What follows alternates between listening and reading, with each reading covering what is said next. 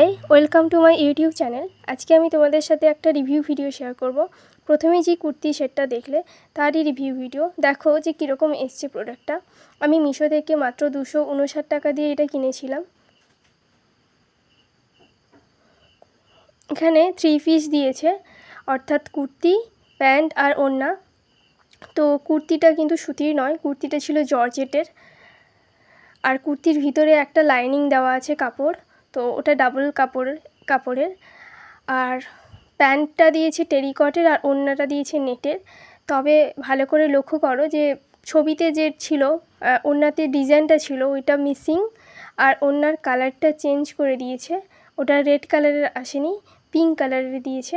আর প্যান্টটা দেখো ছবিতে ছিল পালাজো, বাট এখানে এমনি চুড়িপা মতো দিয়েছে, চুড়িদারের যে প্যান্টটা হয় ওই রকমই দিয়েছে। আর এটার কাপড়টা ভীষণ খারাপ, তো আমার এই প্যান্টটা ভাল লাগেনি আর ওড়নাটাও ভাল লাগেনি। আর বাকি মোটামুটি ঠিক আছে, তবে কোয়ালিটি আরও একটু ভালো দিতে পারতো। তবে টাকা অনুযায়ী জিনিস মোটামুটি ঠিকঠাকই আছে। তো তোমরা কেনার সময় একটু ভেবেচিন্তে কিনবে।